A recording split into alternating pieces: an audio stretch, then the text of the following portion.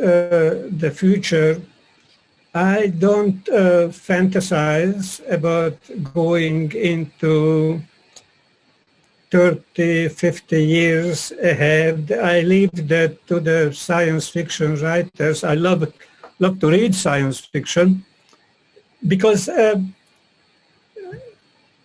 we cannot really anticipate the cross-fertilization of the exponential technologies, second and third order cross-fertilization and their impact on society. So I restrain my fantasizing just to the 20s, just the decade that we opened, that I perceive as a gateway decade. As you mentioned, the portal to what? Some people believe that our world is descending into a chaos triggered by the breakdown of the institutions of Western civilizations. Others believe that what is coming is not a breakdown, but a breakthrough, not descending, but ascending to a new evolutionary plateau, a thrivable civilization that works for all. That's a beautiful dream, but the reality will most likely be way more complex than either the fear-based or the hope-based narratives. So my personal take is that the 20s will be a decade of sense-making, but not the kind of sense-making exercised in the podcast and the opinion columns by the pundits, the great thinkers who are looking into their crystal ball. It will be more like a collaborative sense-making practiced by the multitudes of social movements for civilizational renewal.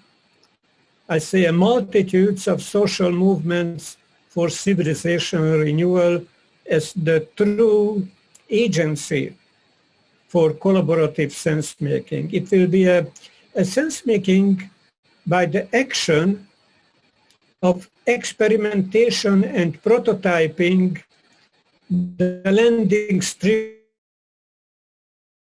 as Charmer. So, as many people said, the best way to predict the future is to invent it. Sounds good, but how?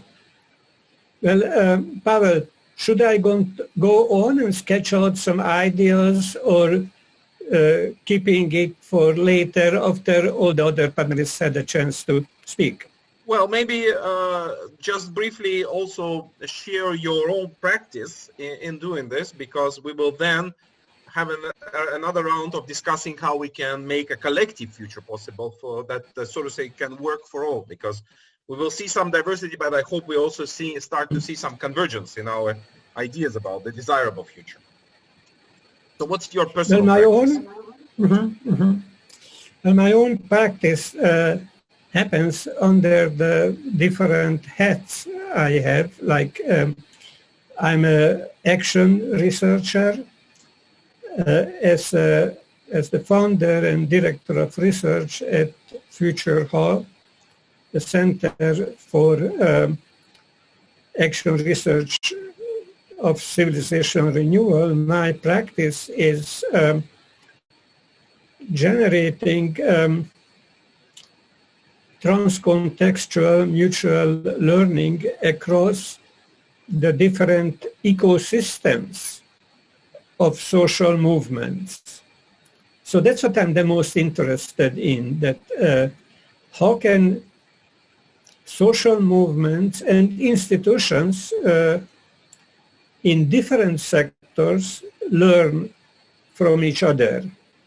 So I'm creating enabling infrastructures for mutual learning. I'm creating a platform, a socio-technical platform where people can engage in individual, group, and societal learning journeys, cross-fertilizing each other's ideas. This is the kind of things that I enjoy doing as my contribution to the portal. How can we bring our various and conflicting perspectives into some kind of harmony? I don't have the answer, but that's a question passionately I'm interested in. And I think that the first step would be, particularly for us change agents, to realize that we are so much ready, so passionate about changing everything in this rotten world, except we are not ready to face what change we need to face individually. And the most difficult change is moving from the belief that I have the answer and my answer is the only answer, from there to recognize that there might be more different answers, to recognize that we are speaking from our personal filters, from our competences, from our personal political journeys, and all that is good. But so is another important contribution that Jerome or Evgeny can make from a very different perspective from where they've been giving their life energy to. And I don't want to demonize them.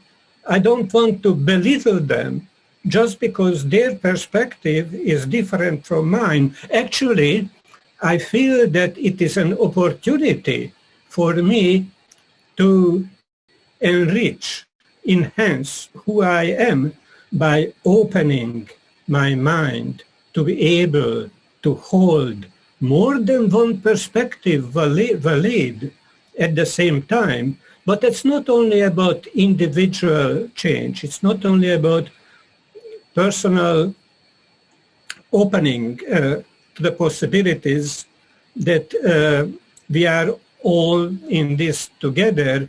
There is something beyond the personal, psychological, personal developmental stage dimension.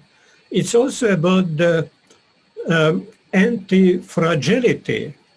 You mentioned something about a society that is less fragile. Well, what I know about anti-fragility is that it's a quality of a system that increases its capacity to thrive in under stress, under conflict, under attack.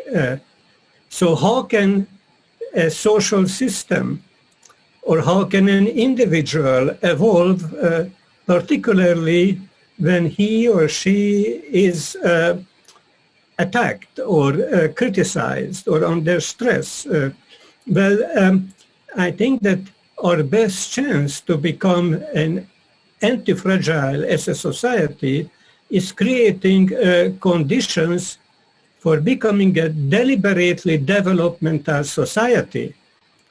A foundation for such evolution is rethinking and redesigning all institutions optimized for liberating the highest potential of all as the top priority of the whole. So what can we contribute to that as individuals in this circle, for example? Well, for me, it starts with my commitment to my own personal and worldview evolution, to become wiser That means to be able to embrace more perspectives. And it doesn't mean that everything is, that I have to say that everything is okay, I agree with everything. That's not what I'm saying. I'm saying that we maintain our differences and looking into how those differences can enrich, enhance our ways of thinking and how it can contribute to an emergent collective intelligence, collective wisdom.